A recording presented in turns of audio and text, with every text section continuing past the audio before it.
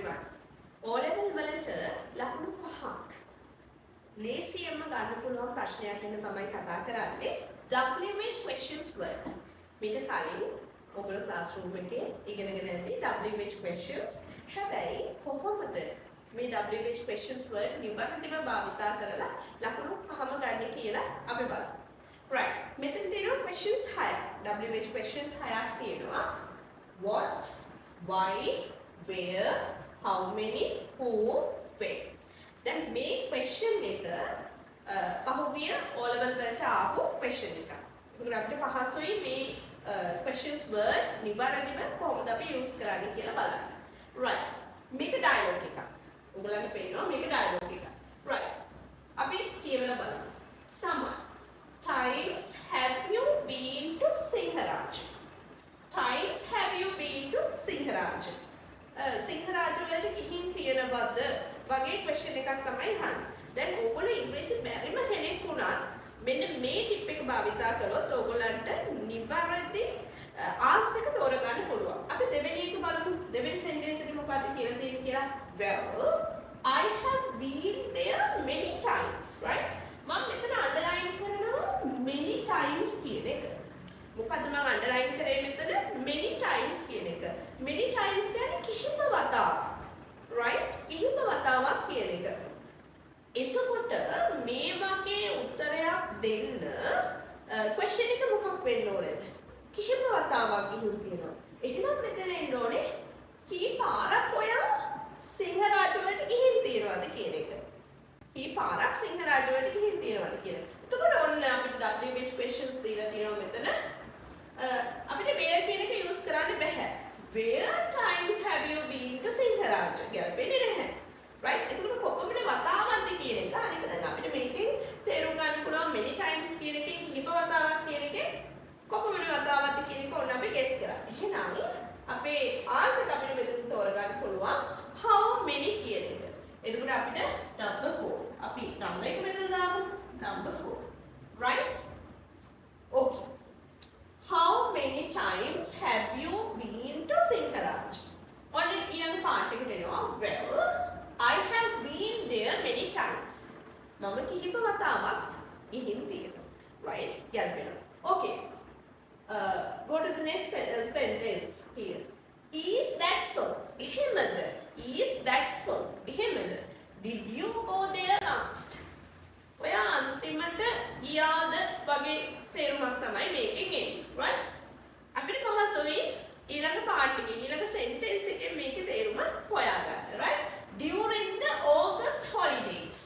During the August holidays. එතකොට අගෝස්තු මාසයේ නිවාඩු කාලය අතරතුර. අගෝස්තු මාසයේ නිවාඩු අතරතුර කියන එක තමයි මේකෙන් කියන්නේ. එතකොට ඔන්න මම මේක underline කරා. August holidays during the, right? During the කියන එක. එතකොට did you go there last? එතකොට කවද්ද ඔයා ගියේ කියන එක තමයි කවද්ද කියන question එක අහුවොත් තමයි මේ වගේ උත්තරයක් ඔයගලන්ට ගන්න පුළුවන් වෙන්නේ. Right. කවද්ද කියන්නේ අපි WH question එක use කරනවා when කියන එක. මොකද අපි use කරන්නේ when කියන එක. Right. When. Number 6. ඔන්න number 6 දාන්න. අපි read කරලා බලමු කොහොමද කියලා. Is that so? කොහොමද? When did you go there last? ඔයා කවද්ද අන්තිමට ගියේ? Right? When did you go there last? During the August holidays. අගෝස්තු නිවාඩුව අතරතුර. Right. Next one. Did you go there with? Did you go with? Right? Did you go with? කාත් එක්කද වගේ. ඔන්න බලන්න ඊළඟ part එකෙන් අපිට මේක හොඳට තේරුම් ගන්න පුළුවන්. With my aunt and her family. With my aunt and her family. Right. With my aunt. මගේ ආන්ටි සහ එයාගේ පවුලත් එක්ක. එතකොට කා එක්ක හරි තමයි මෙතන ගිහිලා තියෙන්නේ. ඔන්න question එක එහෙනම් අහන්න ඕනේ. කා එක්කද ඔයා ගියේ? Right? Number 5. අපි බලමු number 5 දැන් මොකද වෙන්නේ කියලා. Right. Number 5. Who did you go with? කාත් එක්කද ඔයා ගියේ? කාත් එක්කද ඔයා ගියේ? Who did you go with? ඔන්න answer කියනවා with my aunt and her family. With සමග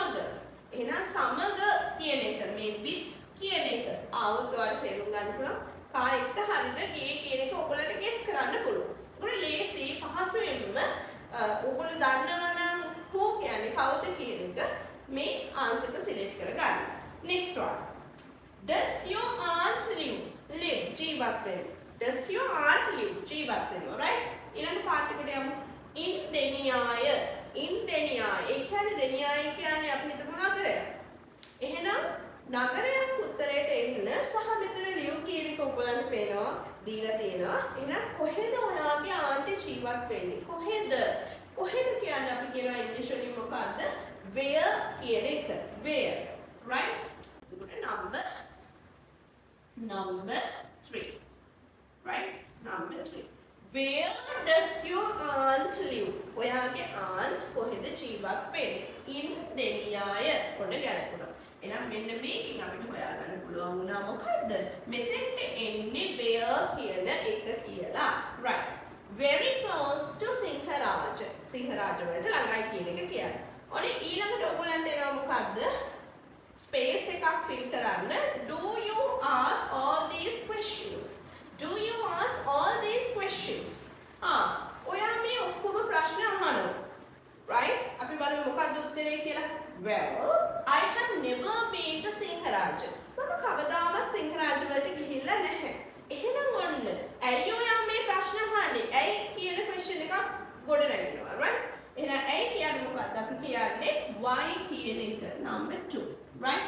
Why do you ask all these questions? ඇයි ඔයා මේ ඔක්කොම ප්‍රශ්න අහන්නේ? Why කියන්නේ ඇයි කියන එක.